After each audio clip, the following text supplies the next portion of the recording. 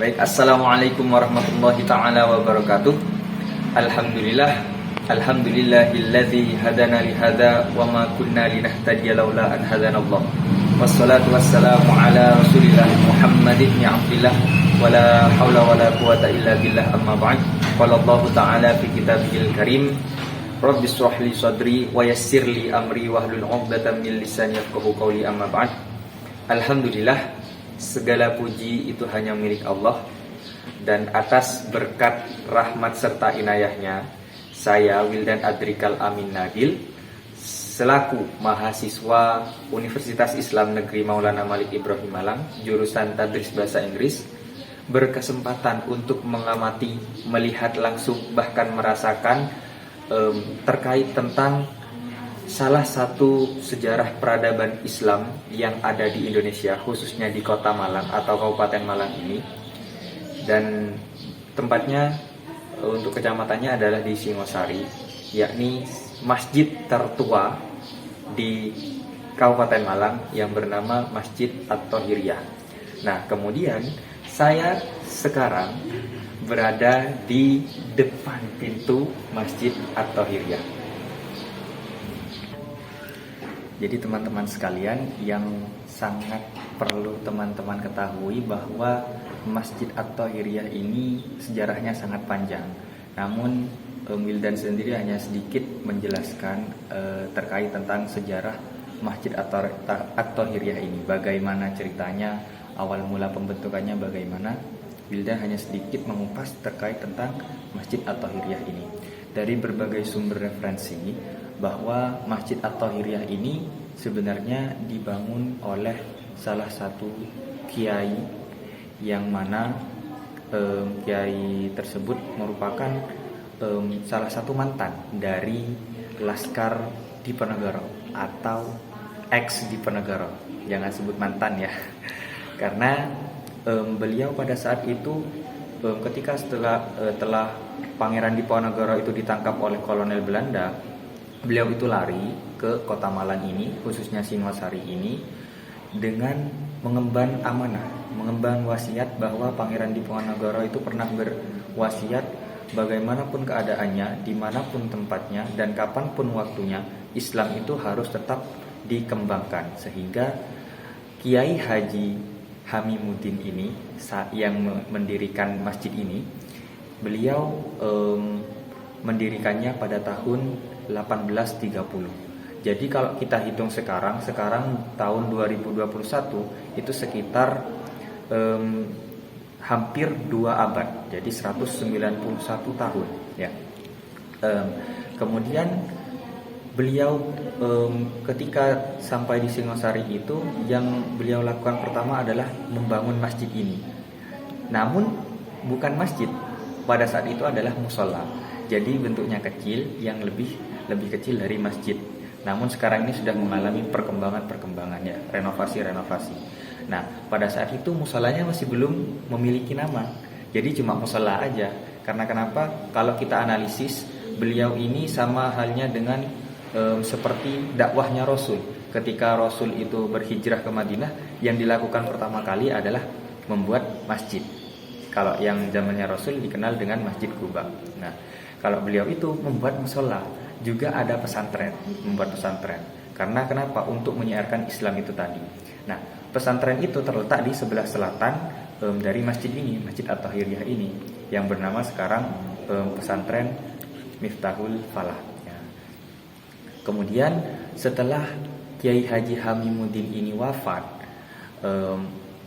beliau juga berwasiat bahwa pengelolaan pesantren juga musola ini diberikan kepada menantu beliau yang bernama Kiai Haji Muhammad At-Thahiriyah, atau orang Malang, orang Singosari itu mengenalnya dengan Mbah Thohir atau Mbah Bungku.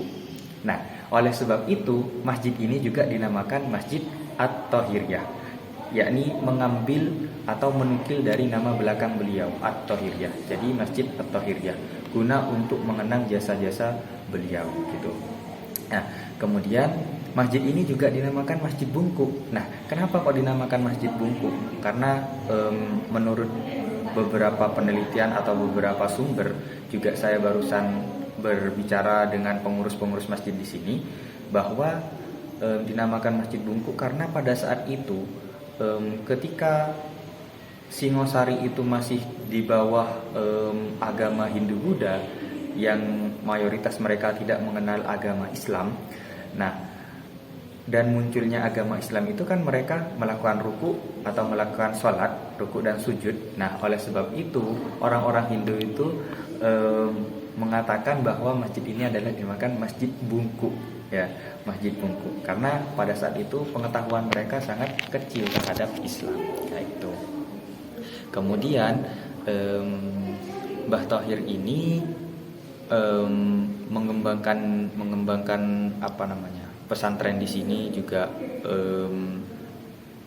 Salah satu pendidikan yang diemban itu adalah thorikoh, ya, dengan menggunakan thorikoh.